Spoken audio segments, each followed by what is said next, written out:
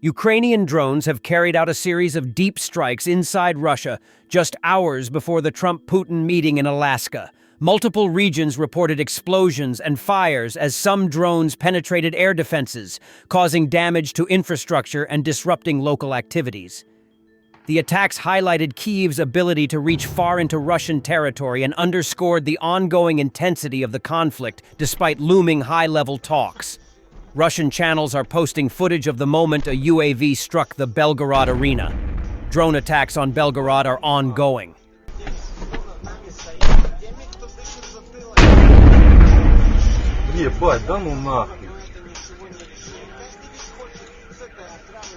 There's action in Rostov as well.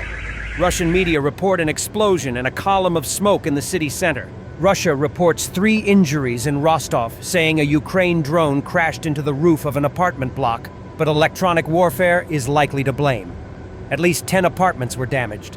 Fragments of the facade and glass fell on people who were under the windows of the building.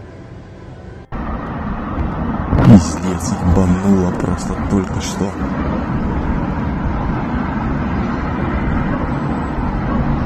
Imagery analysis points to a carefully executed, 2-stage Ukrainian operation targeting a Russian 48YA6K1 Podlyat low-altitude acquisition radar positioned south of the Novo-Fedorivka Air Base in the Saki area of occupied Crimea. The first stage took place between July 25th and 26th, when visual evidence showed a fire breaking out near the radar's original location. In the aftermath, the system was moved to a different site, likely as a precaution against follow-up attacks.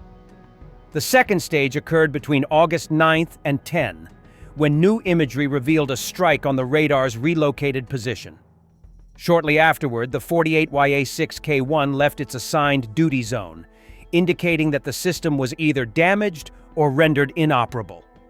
The sequence of events suggests deliberate reconnaissance and strike coordination, with Ukrainian forces tracking the radar's movement and adjusting their targeting accordingly. The removal of the radar from active service reduces Russia's ability to detect and track low-altitude threats in the area, potentially weakening the broader air defense network, protecting the Novo-Fedorivka base and surrounding facilities. This type of methodical, multi-phase targeting underscores Ukraine's growing capacity to combine intelligence gathering with precision strikes to neutralize high-value military assets. In the Pokrovsk sector, the Ukrainian Defense Forces carried out a successful operation, eliminating 151 Russian soldiers. It is known that the 1st Azov Corps of the National Guard of Ukraine, along with adjacent and subordinate units, was taking part in the operation. The enemy is suffering significant losses. As a result of the fighting over the past 2 days, 151 Russian invaders have been eliminated in the area of responsibility of the Corps, the 1st Azov Corps reported. In addition, more than 70 Russian soldiers were wounded, and another 8 were taken prisoner. Combat operations are ongoing, the Corps reported. According to the General Staff of the Armed Forces of Ukraine, the enemy has launched 27 attacks in the Pokrovsk sector since the beginning of the day. While holding back the enemy's advance, Ukrainian defenders have already repelled 23 attacks. The fighting continues, the General Staff stated. Previously, Russian forces broke through and advanced approximately 15 kilometers deep into Ukrainian defenses along a narrow section of the front line. Currently, the enemy, using superior infantry numbers and constant pressure, has taken control of the settlements of Kucherev Yar and Zoloty Kolodias.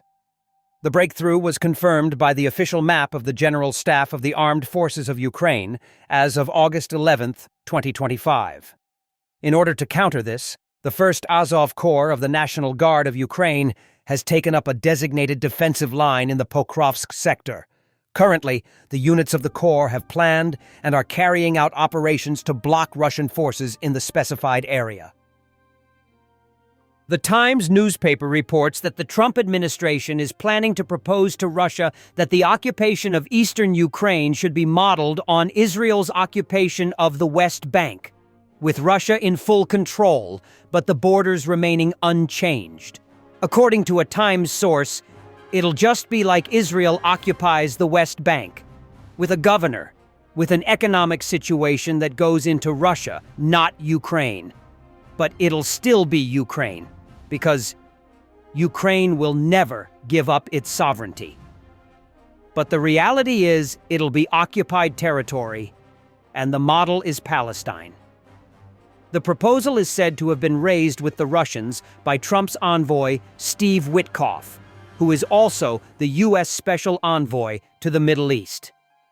The Trump administration is said to believe that the proposal is a way of circumventing Ukraine's constitutional barriers to ceding territory without holding an all-Ukraine referendum. The model would see Ukraine's borders remaining formally unchanged. The administration has denied the Times report. It's also unclear how the Russians might have responded, but the proposal is incompatible with their view that the occupied territories have been irreversibly annexed to Russia. The situation in Ukraine is also very different from in the West Bank in that Israel has not yet annexed the West Bank, while Jordan has formally renounced its claim to the territory. It's not clear whether the U.S. negotiators realize this. Fighters from the 24th Separate Mechanized Brigade's Unmanned Systems Battalion showcased multi-purpose heavy bomber drones Magura at an exhibition in Kyiv, which they used to destroy Russian infantry, fortifications, equipment, and to conduct remote mining. My call sign is Dracula Dandenda. I am a representative of the Unmanned Systems Battalion of the 24th Mechanized Brigade named after King Danilo. Additionally, I am a pilot of the Magura drone.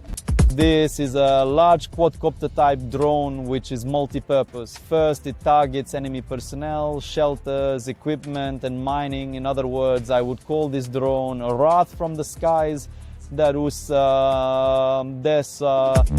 Most of all, we use it for first for mining, because the enemy is interested in breaking through our line, a line of defense. So we mine their logistics routes more, probable paths of their assaults. Second, we handle logistics for our guys, from ammunition to provisions like water, food. Ukraine has returned 84 citizens from Russian captivity, including both military and civilians. Some of them had been in captivity since 2014. President Volodymyr Zelensky said that among those released were defenders of Mariupol and citizens who had been held since 2014, 2016, and 2017. As part of this exchange, 33 soldiers and 51 civilians were released. This is the 67th exchange of prisoners since the beginning of the full-scale war. Diplomats from the United Arab Emirates assisted in organizing the exchange. Among the released civilians are Ukrainians captured and convicted by the occupiers in 2016 to 2021. There are 3 women from Donetsk and Luhansk regions, including a primary school teacher who was imprisoned in 2019. Among those released is also a 27-year-old man who was illegally imprisoned by the occupiers in 2016, when he was only 18 years old. Soldiers from the Mariupol garrison, the Navy, and the State Border Guard Service are also returning home. 10 officers have been released from captivity. Among those released are 2 pairs of siblings who had been held by the Russians since March and April 2022. Most of the released officers have health problems and some have disabilities. The youngest among the released is 26 years old. The oldest is 74. He spent the last 7 years, since 2018, in a Russian prison. All those released will receive medical care, undergo full examination, treatment, and rehabilitation. The state will provide them with the necessary payments and support for successful reintegration into society after a long stay in isolation. It is not uncommon for Russian prisoners to return to fight against Ukraine after an exchange.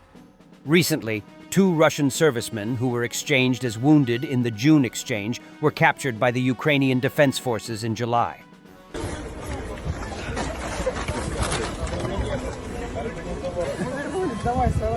Сегодня плачь, Лера, мы вдвоем, хлопцы дома.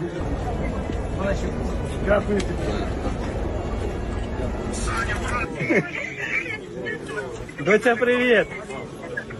Я детей 6 лет не видела, поэтому я очень рада.